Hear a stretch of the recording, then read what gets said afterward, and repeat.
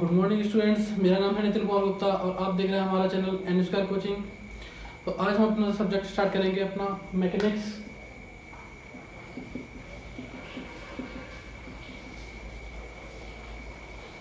तो इससे पहले हम मैकेनिक्स में काफ़ी जितने भी आपके इम्पोर्टेंट टॉपिक्स थे वो हम कवर कर चुके हैं, जैसे आपका लॉ ऑफ पैरेललोग्राम यानी समांतर चतुर्भुज का नियम, लॉ ऑफ ट्रायंगल त्रिभुज का नियम, लामीज थ्योरम लामी की प्रमेय, और जो आपका लॉ ऑफ पॉलीगन था वो भी हमने डिस्कस कर लिया था। और इसके साथ साथ हमने जो रेजोल्यूशन ऑफ फोर्सेस था यानी कि बलों का विभाजन यानी कि एक बल को कई सारे भागों में तोड़ना, ये सब हमने कवर कर लिया था। अब आज का जो हमारा टॉपिक है वो है resultant of coplanar concurrent forces. देखिए, अब तक हम जो भी पढ़ रहे थे उसमें हम क्या कर रहे थे, या तो एक बल का, या तो हम दो बलों का परिणाम निकाल रहे थे, या उसको किसी एक बल को दो भागों में विभाजित कर रहे थे यानी कि विभाजन कर रहे थे उसका। लेकिन अब हम क्या कर रहे हैं, resultant of coplanar concurrent forces, यानी कि अब अगर किसी बिंदु पर यानी कोई एक बॉडी है उस पर कई सारे फोर्स कार्य कर रहे हो, कई सारे बल कार्य कर रहे हो, तो हम उस पर मान के चलिए F1 F2 ठीक है ना, F3 F4 और F5 इस तरीके से कई सारे बल कार्य कर रहे हैं, यानी कि एक ही पॉइंट पर कई सारे बल कार्य कर रहे हैं। तो उनका परिणाम कैसे निकालेंगे? देखिए, जो आपका लॉ ऑफ पैरेललोग्राम था यानी कि समांतर चतुर्भुज का नियम था, वो आपको दो बलों यानी कि P और Q के बीच का रिजल्टेंट बता रहा था कि P और Q में क्या रिजल्टेंट निकलेगा उनका। और इसी तरीके से आपका जो लामीज थ्योरम था वो भी तीन बलों के बीच का था, जिसमें से हम अगर दो का निकाल लें तो तीसरे का हम रिजल्टेंट निकाल लेंगे। आपका जो पॉलीगॉन लॉ था वो भी यही था आपका। पॉलीगॉन लॉ में हम इनको ड्रॉ करके निकालते थे, लेकिन आपको ग्राफिकल मेथड आपको यूज नहीं करना था उसमें ग्राफिकल मेथड यूज करना था। लेकिन हम यहाँ पर क्या करेंगे, यहाँ पर हम एनालिटिकल मेथड यूज करेंगे जब एक पॉइंट पर कई सारे बल कार्य कर रहे हैं। तो देखिए, एक तो मेथड मैंने आपको बताई थी कि आप लॉ ऑफ पॉलीगॉन बनाइए, यानी कि पहले इस फोर्स को बनाइए, फिर इसकी हेड से इसकी टेल बना के ये F2 बनाइए, इस तरीके से आप पॉलीगॉन बनाएंगे। और जो क्लोजिंग इसकी साइड होगी, जो क्लोजिंग साइड होगी उसको हम अपोजिट लेके उसका रिजल्टेंट निकाल लेंगे। लेकिन अगर हमारे पास क्या है, एनालिटिकल मेथड कैसे यानी गणितीय रूप से हम कैसे निकालेंगे, कि जो इसका रिजल्टेंट है वो कैसे निकले। तो देखिए, इससे पहले मैं बताने से पहले आपको जो पुराना था मैं उसको रिकॉल करता हूँ एक बार। देखिए, अभी तक हमने क्या पढ़ा कि अगर एक फोर्स था R या जो भी कोई बल है उसको हमने दो भागों में विभाजित किया था। तो मैं आपको याद दिला रहा हूँ कि P ये किसके बराबर था, ये R cos अल्फा के बराबर था, और जो Q था ये किसके बराबर था, ये था हमारा R sin अल्फा के बराबर। याद होगा जब ये अल्फा था, ठीक है ना। तो मैंने आपको ये चीज बताई थी कि जिस तरफ एंगल दिया हुआ हो वो आपका cos हो जाएगा, और जिस तरफ एंगल ना हो वो आपका sin हो जाएगा, सही है ना। अगर यहाँ पे इधर अल्फा दिया होता तो ये आपका R cos अल्फा होता और ये R sin अल्फा होता, लेकिन अभी अल्फा यहाँ पे दिया है तो हम इसकी बात करते हैं, ठीक है। अब देखिए, अगर मैं इसको पूरा करूं तो क्या बनेगा, एक ट्रायंगल बनेगा, एक ये वाला ट्रायंगल बनेगा, ठीक है ना। मान के चलिए हम इसको O देते हैं, इसको A देते हैं, इसको B देते हैं। तो OAB में हम आप देखना चाहेंगे तो क्या निकलेगा, अगर हम tan अल्फा लगाएं, अगर हम tan अल्फा निकालना चाहें तो क्या निकलेगा, ये tan अल्फा क्या निकलेगा आपको पता है, परपेंडिकुलर अपॉन बेस यानी कि लंबवत आधार। तो क्या हो जाएगा, AB अपॉन OA हो जाएगा, सही है ना। AB अपॉन OA हो जाएगा tan अल्फा की वैल्यू। अब हम निकालें tan अल्फा कितना हो जाएगा। देखिए, AB हमारा क्या है, देखिए अगर ये Q था तो ये भी Q होगा। ये हम कब ले रहे हैं, जब ये दोनों 90 डिग्री पर हैं, ठीक है ना, जब हमने परपेंडिकुलर काटा है इसको। तो कि ये AB हमारा किसके बराबर है, Q के बराबर, और जो OA है वो है P के बराबर, ठीक है ना। तो आपको ये बात समझ में आई होगी कि अगर हम इसका अल्फा की वैल्यू निकालना चाहें तो अल्फा की वैल्यू क्या निकलेगी, तो अल्फा की वैल्यू निकलेगी आपकी Q/P यानी Q/P। अब देखिए, आपने पढ़ा होगा जब आपने कोऑर्डिनेट ज्योमेट्री पढ़ी होगी, ठीक है ना, ज्यामितीय गणित पढ़ी होगी, तो उसमें क्या पढ़ा जाता है कि दो ऑर्डिनेट होते हैं आपके, एक x डायरेक्शन होता है, एक होता है y डायरेक्शन, सही है, आपने ये तो पढ़ा ही होगा। ये x डायरेक्शन होता है, ये y डायरेक्शन होता है, और x के अपोजिट डायरेक्शन में होता है -x और इसके नीचे होता है -y। लेकिन जो आपका जो इंपॉर्टेंट है वो दोनों x और y ही होते हैं, सही है ना।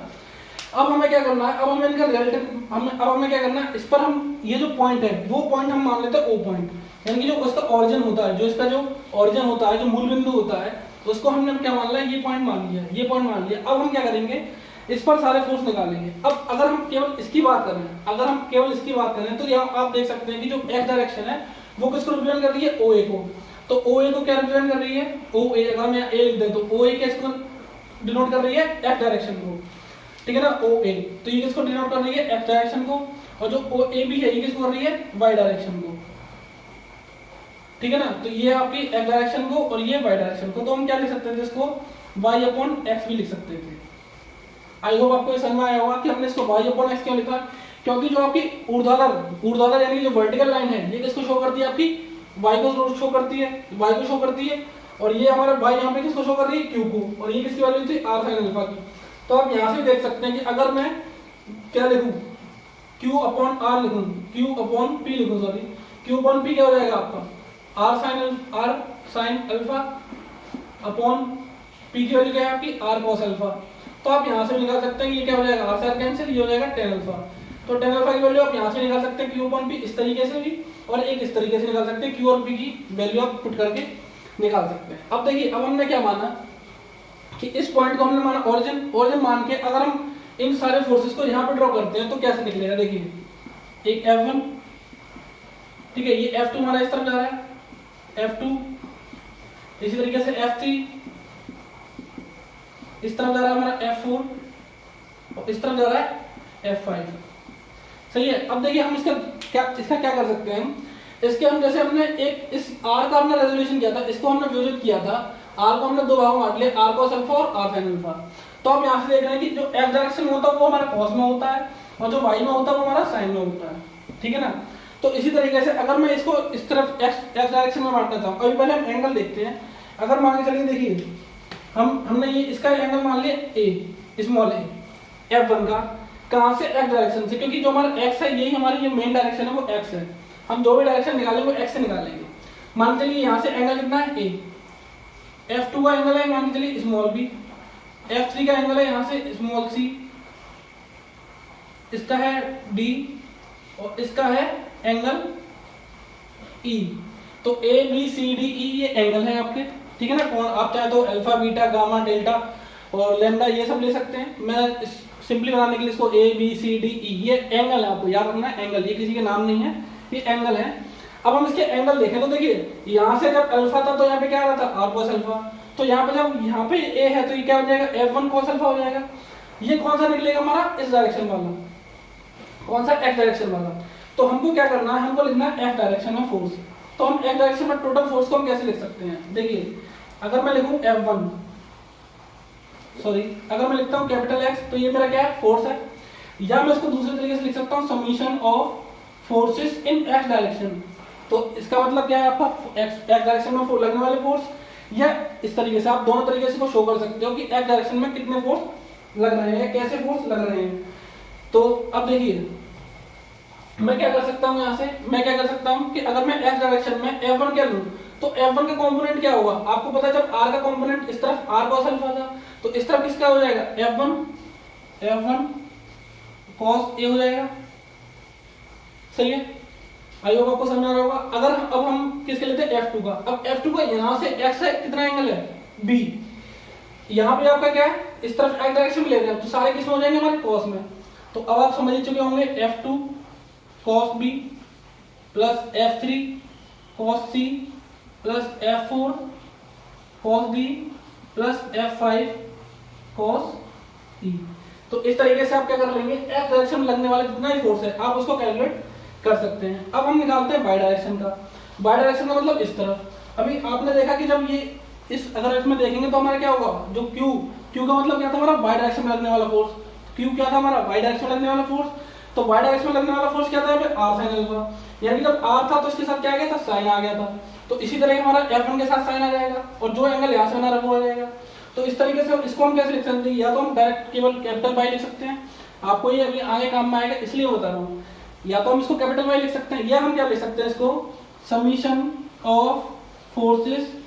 देखिए इसका मतलब क्या होता है, सिग्मा, ठीक है, इसको हम बोलते हैं सिग्मा, या इसको बोलते हैं समीशन, यानी कि टोटल जो एडिशन है वो। तो total addition of forces in Y direction, यानी कि वाई दिशा में लगने वाले सभी बलों का योग। तो क्या होगा आपका, F1 sin A plus F2 sin B plus F3 sin C plus F4 sin D plus F5 sine E. तो ये आपके क्या हो जाएंगे, टोटल फोर्स हो जाएंगे। तो आपको एक्स डायरेक्शन में लगने वाला टोटल फोर्स मिल गया और वाई डायरेक्शन में टोटल लगने वाला फोर्स मिल गया। अब आपको पता है कि अगर आपके जब मैंने आपको कुछ इंपॉर्टेंट कंडीशन बताई थी, जब मैंने आपको समांतर चतुर्भुज का नियम पढ़ाया था, तो समांतर चतुर्भुज के नियम में मैंने आपको बताया था कि जब एक्स डायरेक्शन में यानी कि P यहाँ पर P लग रहा हो और यहाँ पे Q लग रहा हो और इन दोनों के बीच का डायरेक्शन कितना हो, इन दोनों के बीच का एंगल कितना हो, 90 डिग्री, तो रिजल्टेंट R आपको डायरेक्ट याद रखना है √P² प्लस Q²। ये मैंने आपको बताया था कि ये आपकी इंपॉर्टेंट कंडीशन है और बहुत ज्यादा इंपॉर्टेंट कंडीशन है। ये केवल यही नहीं और भी जगह काम आएगी कि जब दो बल क्या हो, परपेंडिकुलर हो, तो उनका जो रिजल्टेंट होता है वो क्या होता है √P² प्लस Q²। अब अगर हम यहाँ पे देखें, एक फोर्स हमारा एक्स डायरेक्शन में, हमने क्या करा, इन सारे फोर्सेस का जो टोटल एक्स डायरेक्शन में था फोर्स वो हमने निकाल लिया। इसी तरीके से जो इन सारे फोर्सेस का जो अगर हमारा वाई डायरेक्शन में कोई लग रहा होगा फोर्स, तो हमने इसको वाई डायरेक्शन में निकाल लिया, तो वो क्या निकला, एक्स और वाई। अब हम निकालना चाहते हैं इस इन दोनों का, यानी कि हमारा जो टोटल, हमने माना कि समीशन करने के बाद यहाँ पे क्या निकल आया, एक्स निकल आया, और समीशन करने के बाद ऊपर की डायरेक्शन हमारा वाई निकल आया। तो अब हम इसका रिजल्टेंट क्या निकालेंगे। अब हमारा रिजल्टेंट आपको पता है आर क्या निकलेगा, आर क्या निकलेगा हमारा √x² प्लस y²। ये आपका हो जाएगा रिजल्टेंट जब हमारे कई सारे बल इस तरीके से कार्य कर रहे होंगे। आई होप आपको ये समझ में आया होगा, और अगर आपके समझ में नहीं आया तो जब मैं इसको वैल्यू लेके समझाऊंगा तब आपके सब क्लियर हो जाएगा। तो आप इसको प्लीज नोट डाउन कर लीजिए। चलिए, ये तो हमारा क्या था, रिजल्टेंट, हमने रिजल्टेंट निकाल लिया। अब आपसे ये पूछा जाए कि ये रिजल्टेंट होगा, ये रिजल्टेंट किस डायरेक्शन में होगा। मान चलिए हमारा ये रिजल्टेंट निकला है और इस तरफ निकल आया, ठीक है ना। अगर ये एक्स और वाई है तो हमारा मान के चलिए रिजल्टेंट है आर निकल आया, तो इसका यहाँ से एंगल कितना होगा, तो हम मान चलते हैं इसका एंगल कितना होगा, थीटा। हमने मान लिया कि इसका एंगल जो होगा वो थीटा होगा, तो tan थीटा, तो tan थीटा हमारा कितना हो जाएगा। अभी हमने यहाँ पे सॉल्व किया था तो अल्फा के फॉर्म में किया था, अभी हम यहाँ पे थीटा माने तो थीटा के उसमें टर्म में यूज करते हैं, तो tan अल्फा क्या था हमारा y/x। तो इसी तरीके से हमारा क्या हो जाएगा, total forces in y direction और total forces in x direction, ये हमारा क्या हो जाएगा, tan थीटा की वैल्यू हो जाएगी, ठीक है ना। और तो थीटा की अगर आपसे थीटा पूछा जाएगा कि कितने एंगल पर होगा, तो आप क्या लिखेंगे यहाँ पे tan इनवर्स y/x, ठीक है ना। ये y आपका कैपिटल है और x भी आपका कैपिटल है, इसका मतलब क्या है, summation of forces in y direction और summation of forces in x direction, ठीक है ना।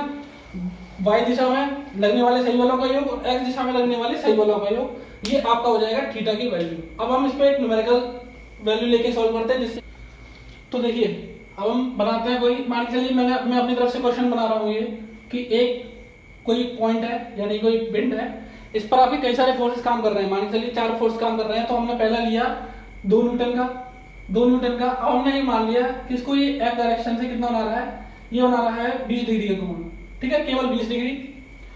अब मान के चलिए एक मैंने इस तरफ लगा लिया, ये है आपका 3 न्यूटन का फोर्स, ये है आपका,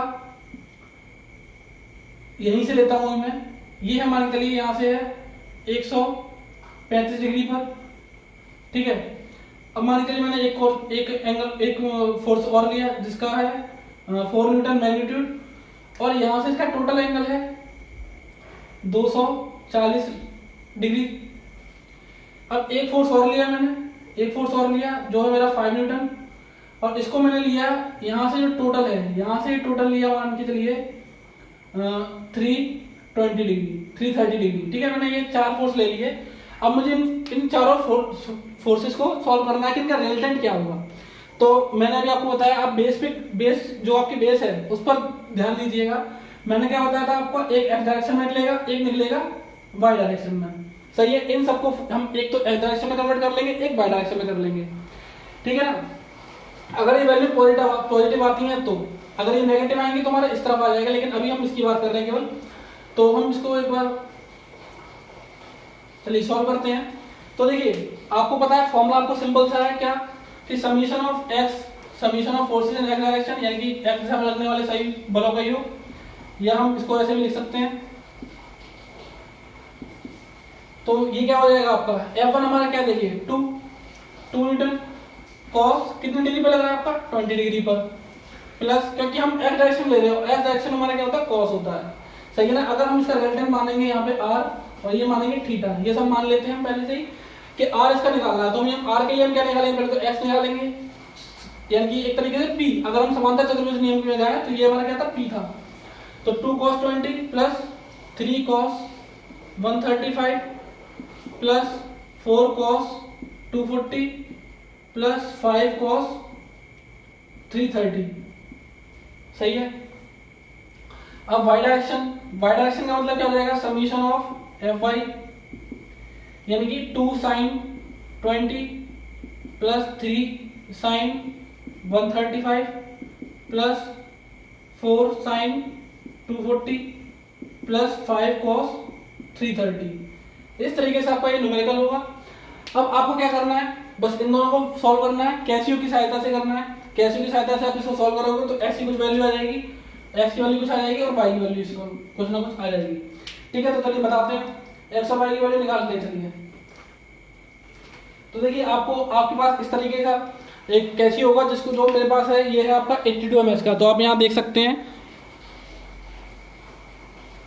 ये है आपका 82 ms का।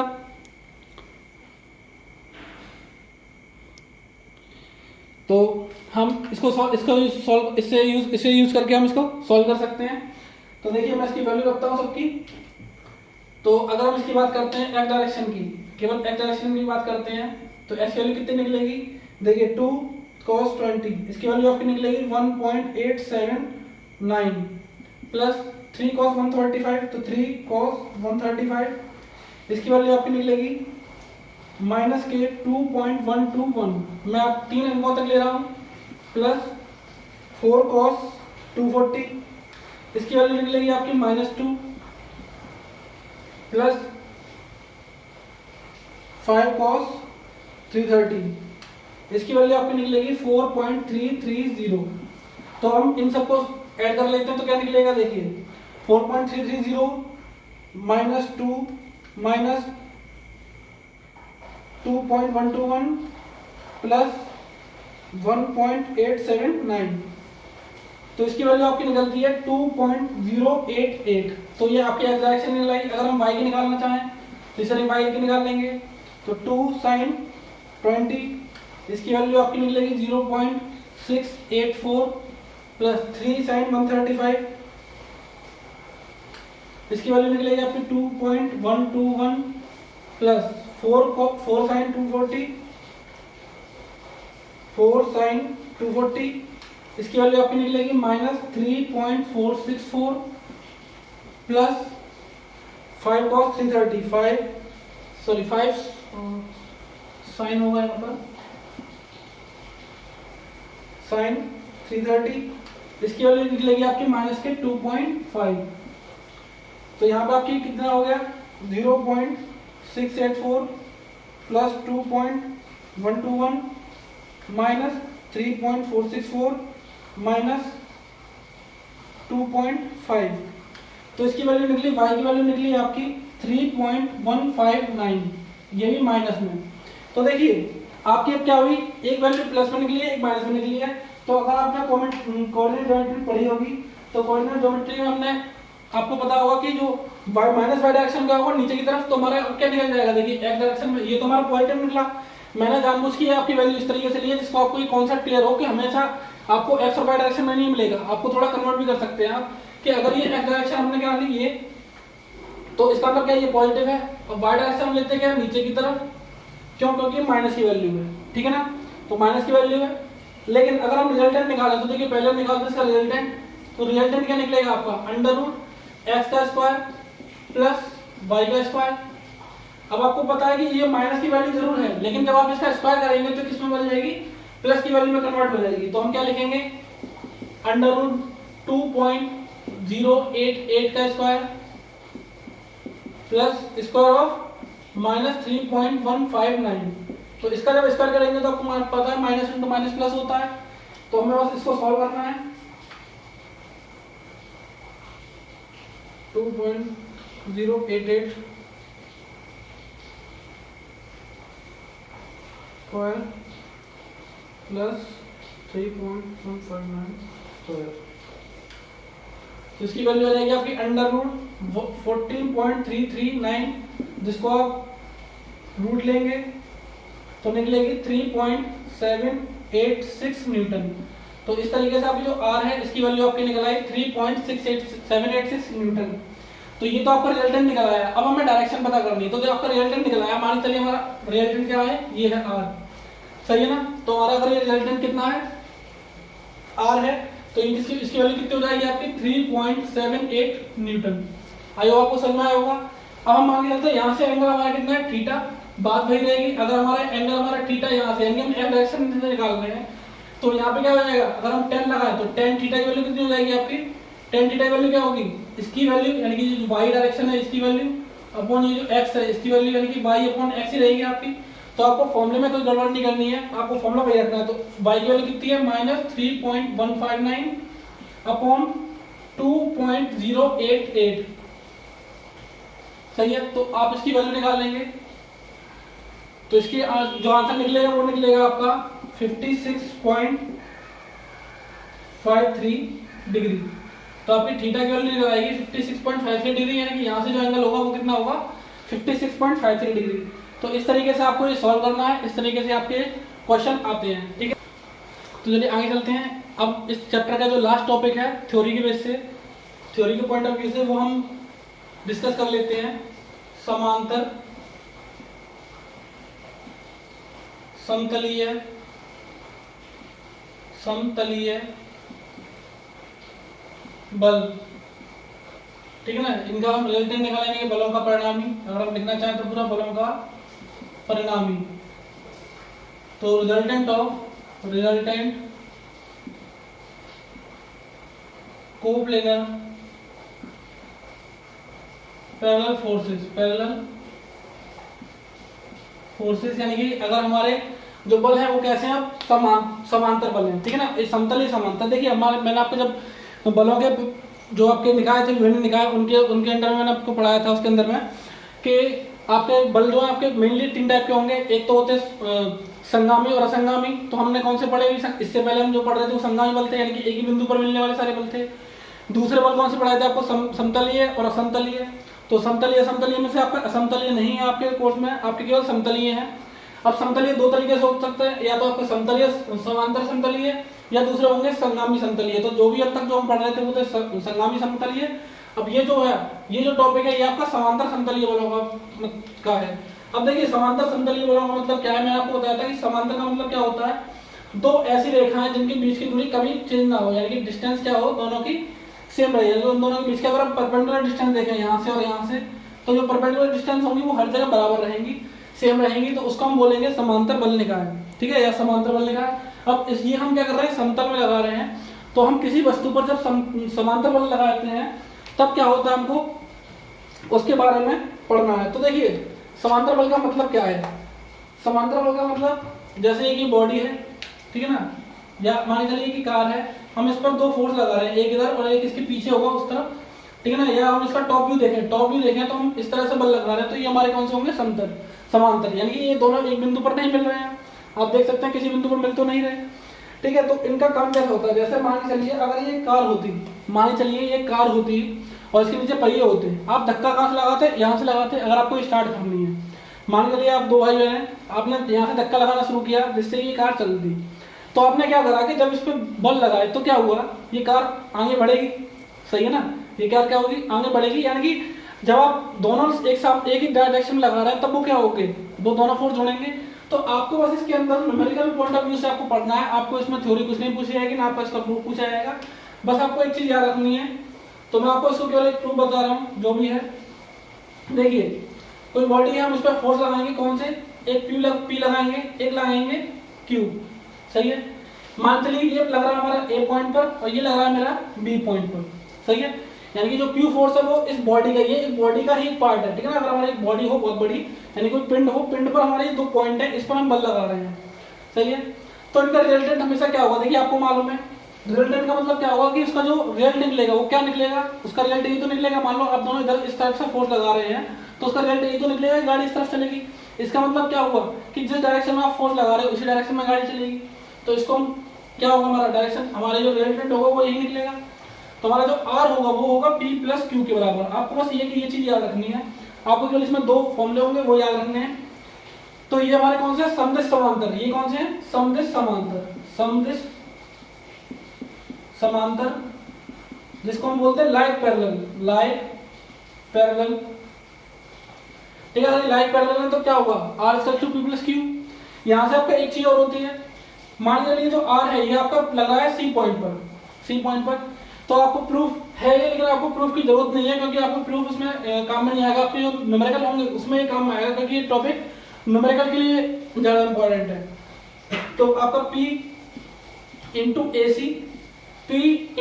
सी किसके बराबर हो जाएगा, आपका Q इंटू बी सी के बराबर हो जाएगा। आपको एक ये दो इक्वेशन याद रखनी है और इसी से आपके न्यूमेरिकल सारे के सारे सॉल्व हो जाएंगे। इस पर मैं आपको न्यूमेरिकल बताऊंगा अभी। तो ये हमारे कौन से समदिश समांतर। अब हमारे क्या है, विपरीत दिश समांतर, ठीक है ना, विपरीत दिश समांतर। अब ये विपरीत दिश समांतर का मतलब क्या होगा, दोनों विपरीत दिशा में लगेंगे। यानी कि अगर हम एक बॉडी मान है, इस बॉडी पर मैं अगर एक P फोर्स इस तरफ लगा रहा हूँ और Q फोर्स इस तरफ लगा रहा हूँ, यानी कि देखिए P किस तरफ जा रहा है, इस तरफ, और Q जा रहा है इस तरफ, तो ये क्या होगा। अब आपसे पूछूं कि अगर ये बॉडी है किस तरफ जाएगी, मान के चलिए कि आपके पास वही में कार, अगर मान लीजिए ये कार है, आपने क्या करा, एक जैसे अगर ये कार का हम टॉप, ये हमारा टॉप व्यू है, ठीक है ना, तो हम कार का टॉप व्यू देखें, तो आपने क्या करा, आपने इधर से फोर्स लगाना स्टार्ट किया, आपने क्या करा, फोर्स यहाँ से लगाना स्टार्ट किया। अब आपकी जो सिस्टर है उसको, आपकी जो बहन है वो आपको तंग करने के लिए क्या करती है, यहाँ से फोर्स लगाना शुरू कर देती है इस डायरेक्शन में। मान लीजिए आपने यहाँ से फोर्स लगाया और सिस्टर ने यहाँ से लगाया, तो क्या होगा, क्या आप दोनों के फोर्स जुड़ने चाहिए, आप खुद ही सोचिए, क्या आपके फोर्स जुड़ने चाहिए, आप कहेंगे नहीं, क्यों, क्योंकि हम दोनों अपोजिट डायरेक्शन में फोर्स लगा रहे हैं। तो इसका मतलब क्या होगा कि गाड़ी हमारी क्या करेगी, थोड़ा कम जो फोर्स लगा रहे हैं उससे क्या चलेगी। अब देखिए, आप मान लीजिए आप थोड़ा ज्यादा पावरफुल है, आपके अंदर ज्यादा पावर है, तो आप उसको क्या करेंगे, धक्का देंगे, तो आपकी जो सिस्टर जितना फोर्स लगा रही है उसमें से माइनस होके जितना बचेगा उस फोर्स से गाड़ी आगे बढ़ेगी। क्लियर है ना। तो आप मान लीजिए यहाँ से 10 न्यूटन का फोर्स लगा रहे हैं और आपकी सिस्टर यहाँ से 5 न्यूटन का फोर्स लगा रही है, तो कितना बचेगा, 5 न्यूटन का इस डायरेक्शन में। तो सेम यही चीज हमारा ये होगा। अब मैं आपसे पूछूं कि ये जो बॉडी है वो किस तरफ जाएगी, इस तरफ या इस तरफ, तो आप क्या पूछे, आप कहेंगे पहले ये बताइए कि कौन सा फोर्स ज्यादा है। तो मैंने बोला आपसे कि मान के चलिए P is greater than Q है, यानी P बड़ा है Q से। अगर P बड़ा है Q से तब हमारा रिजल्टेंट कहाँ निकलेगा, तो आपको याद रखना है जो रिजल्टेंट निकलेगा वो हमारा निकलेगा हमेशा बड़े बल की ओर। सेम इसमें भी यही होगा, अगर P हमारा ग्रेटर देन Q है, P is greater than Q, तो AC हमेशा बड़ी होगी आपकी Q से। सही है। अब इसमें भी हमारा क्या होगा, R होगा यहाँ पे R, ठीक है। अब मान चलिए ये हमारा A था पॉइंट, ये B पॉइंट था, तो ये हमारा क्या हो जाएगा C पॉइंट। तो इसमें भी आपका फॉर्मूला बस यहाँ पे चेंज होगा, R equals to P minus Q हो जाएगा आपका, R equals to P minus Q। लेकिन ये फॉर्मूला आपका सेम रहेगा, P into AC equals to Q into BC। सही है। ये दोनों आपको फॉर्मूले याद रखने हैं और इसी से रिलेटेड आपको न्यूमेरिकल मिलेंगे छोटे छोटे से, आपको उनको सॉल्व कर लेना है, ठीक है ना। तो आपको जो आपकी जो न्यूमेरिकल्स होंगे वो आपको भाषा में लिखे मिलेंगे कि कोई दो समदेश समांतर बल, ठीक है ना, कोई दो समदेश समांतर बल P और Q किसी वस्तु पर कार्य कर रहे हैं, जिनमें से P की वैल्यू दे दी मान के चलिए आपको 20 न्यूटन और Q की वैल्यू दे दी आपको 30 न्यूटन। सही है। और AC की वैल्यू दे देगा वो आपको, AC की वैल्यू मान के चलिए उसने दे दी 3 मीटर। तो आपसे पूछेगा कि Q की वैल्यू बताइए, तो आपसे पूछेगा कि Q की वैल्यू बताइए, तो आप कैसे निकाल सकते हैं, बस इस फॉर्मूले में आपको पुट करना पड़ेगा BC की वैल्यू निकालने के लिए। तो आपको P यहाँ पे रखना पड़ेगा 20 into 3 equals to Q into Q की वैल्यू दे रखी है 30 और आपको BC की वैल्यू पूछी गई है, तो कितना हो जाएगा 10 से 2, तो BC की वैल्यू कितनी हो गई 2। अब आप देख सकते हैं यहाँ से मैंने आपको बोला था कि P R जो होगा वो P के पास होगा, ठीक है ना, सॉरी आपका जो R होगा तो R आपको BC क्या निकल आएगा 2 निकल आएगा, तो आपको जो वैल्यू निकली BC की वैल्यू आपकी निकल आएगी 2। तो आई आपको ये समझ में आया होगा क्लियरली। तो आज आपका ये जो चैप्टर है वो आपका थ्योरी के पॉइंट ऑफ व्यू से खत्म होता है। अब आपको बस क्या करना है, न्यूमेरिकल करने हैं। मैं आपको अगले जो वीडियो होगी उसमें आपको न्यूमेरिकल क्लियर कराऊंगा। तो जितने भी आपके इंपॉर्टेंट न्यूमेरिकल होंगे 2 वीडियो 3 वीडियो, जब तक मुझे लगेगा कि सारे इंपॉर्टेंट वीडियो खत्म नहीं हो जाए, इंपॉर्टेंट जो आपके न्यूमेरिकल है वो खत्म नहीं हो जाते, तब तक मैं इसको कराऊंगा न्यूमेरिकल्स को। तो आप उनको भी ध्यान से देखिएगा और प्लीज़ अगर आपको ये समझ में आ रहा है तो वीडियो को लाइक कीजिए और शेयर कीजिए। और मैंने आपसे बोला था कि अगर आपको कोई भी इंप्रूवमेंट करने के लिए कि मैं क्या इंप्रूव करूं, इसके लिए अगर आप कोई सजेशन देना चाहते हो तो आप कमेंट्स में डालिए। अभी तक तो मेरे को कोई ऐसा सजेशन नहीं मिला है, लेकिन मुझे लगता है कि मुझे ऐसा करना है कि अगली बार से मैं क्या करूंगा कि जब भी मैं टॉपिक पढ़ाऊंगा टॉपिक के बाद ही, जैसे मैंने आज 2 टॉपिक पढ़ाए तो उसके अगले जो वीडियो होगा उसके न्यूमेरिकल पे होगा, उसी पे बेस्ड जो मैंने थ्योरी पढ़ाई है उसके बेस पर ही न्यूमेरिकल होंगे। तो मैं इस तरीके से कराऊंगा। इसी के साथ ही आज का ये वीडियो खत्म करते हैं। अगर आपको वीडियो अच्छी लगी है तो प्लीज़ चैनल को सब्सक्राइब कीजिए, लाइक कीजिए और अपने दोस्तों के साथ शेयर कीजिए। अगर आपको वीडियो अच्छी नहीं लग रही है या कोई कमी दिख रही है तो आप प्लीज़ डिसलाइक कीजिए, लेकिन उसके नीचे आप कमेंट में डाल दीजिए कि आपकी वीडियो में ये कमी है, तो मैं उसको इम्प्रूवमेंट करने की कोशिश करूँगा। तो इसी के साथ ही थैंक यू।